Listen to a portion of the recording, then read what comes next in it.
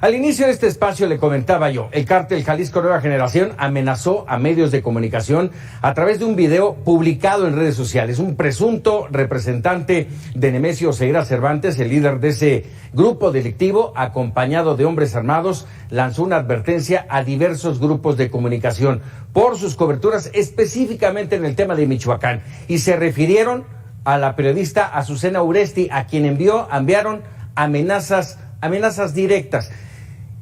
Al respecto, Jesús Ramírez Cuevas, el vocero de la presidencia, anunció que el gobierno federal tomará medidas para proteger a periodistas amenazados. Para ahondar sobre este tema, tengo el gusto de enlazarme en este momento con Jorge Fernández Menéndez, periodista y columnista. Jorge, ¿cómo estás? Un gusto saludarte. Paco, muy buenas noches, un placer estar contigo, con todo tu auditorio. Muchísimas gracias. ¿Cómo dimensionar esto que pasó el fin de semana, las amenazas y la reacción del gobierno de México? Mira, es muy grave, siempre las amenazas a periodistas son muy graves. Yo creo que todos los que hemos trabajado durante años estos temas, siempre en algún momento u otro hemos recibido amenazas. Lo que es doblemente preocupante en este caso es que se hagan en forma abierta, pública. No sabemos, la verdad no se puede saber si fue realmente el Mencho, quién fue el que realizó estas amenazas, si es una tentativa que puede ser también de un grupo para calentarle, digamos, como se llama, el ambiente, la plaza, a los otros, pero es una amenaza pública contra una periodista, Azucena, conocida y reconocida por su trabajo, contra varios medios de comunicación que hacen normalmente su trabajo con mucho profesionalismo y que se realiza con toda impunidad. Y eso se da en un ambiente que también nos debe preocupar, de numerosos ataques a medios de comunicación y periodistas. Cuando un día sí y el otro también se ataca la legitimidad del periodismo, de los medios, cuando se usan espacios públicos para atacar, criticar o deslegitimar directamente a medios de comunicación y a comunicadores, no en una ocasión, sino regularmente, semanalmente, se crea el ambiente propicio para que se den este tipo de amenazas. ¿Por qué?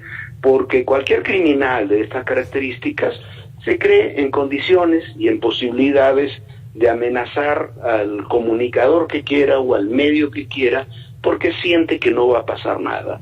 Me parece muy bien que Jesús Ramírez, que la comunicación social de la presidencia, diga que va a darle medidas de protección a Azucena y a los medios que han sido atacados, pero lo que hay que romper es el ambiente de ataque que tenemos en los medios de comunicación en forma casi constante por autoridades de todo nivel, y también eso se traslapa a grupos criminales y a otros grupos de poder que creen que lo pueden hacer en forma impune.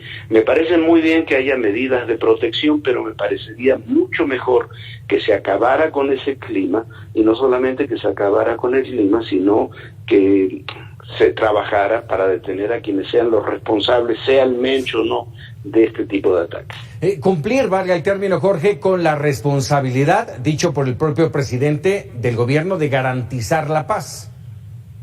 Mira, de garantizar la paz, y yo creo que garantizar la paz, todos estamos de acuerdo con eso, que puede estar en desacuerdo, pero me parece que garantizar la paz a veces es tomar una serie de actitudes que lleven a ese objetivo, y en términos de los medios de comunicación, me parece que hay que trabajar mucho en eso de garantizar la paz, garantizar los medios. Tenemos una responsabilidad con nuestros lectores, con nuestros oyentes, con nuestros televidentes, que en última instancia son los que nos dan o no la confianza, los que creen en lo que decimos, los que nos dan un rating, una credibilidad, y ante ellos tenemos que responder.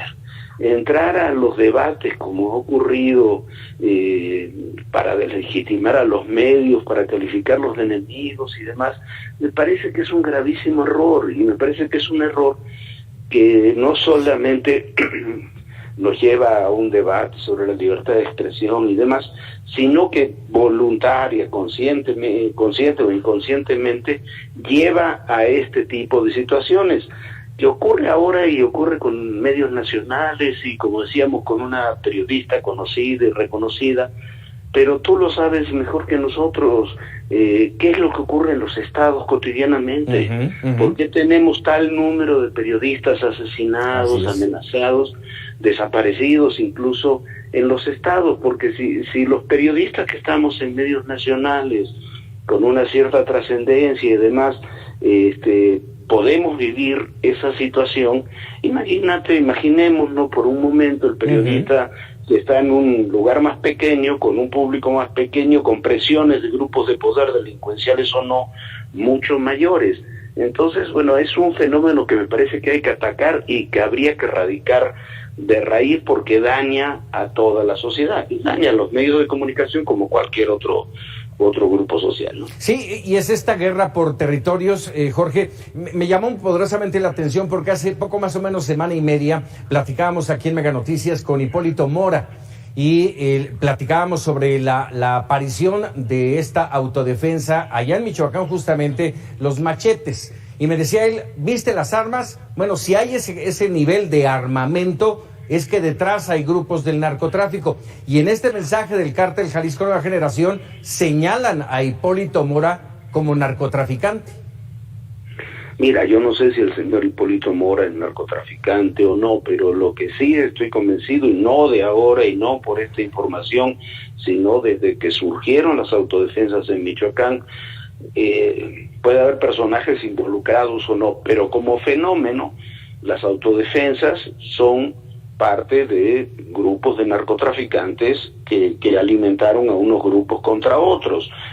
Pueblos Unidos es un reflejo de Cárteles Unidos. Son los Viagra y otros grupos que también comenzaron supuestamente como autodefensas, enfrentados con la familia, los templarios y demás, pero que con la entrada del Cártel Jalisco Nueva Generación se unen para defender a sus comunidades. Entonces, lo que hay es una guerra de territorios y de grupos criminales. Lamentablemente algunos se presentan de una forma, otros de otra, pero son grupos criminales. No hay, lo que decía Mora en ese sentido tiene razón, no puede ser un grupo de autodefensa que tenga armas de asalto, ni que tenga una suerte de entrenamiento paramilitar. Entonces, lo hacen todos. El trabajo social, hace unos días veíamos una noticia del Cártel Jalisco repartiendo colchones en una zona de inundaciones, o vemos a los Cárteles Unidos, a los Pueblos Unidos, diciendo que defienden a la población. Yo lo vi en Aguililla hace algunas semanas cuando estuve, pero al final tú dices, por su forma de actuar, por el armamento que tienen, por la manera en que se desarrollan esos grupos, por lo menos como fenómeno, tienen, no voy a hablar de casos individuales, de personas, pero como fenómeno tienen una relación directa con el crimen organizado. Terrible situación. Jorge Fernández, te agradezco como siempre que nos regales unos minutos. Muchísimas gracias, un abrazo para ti y para todos los. Muchísimas gracias. Bueno, ahí tienes este tema importantísimo.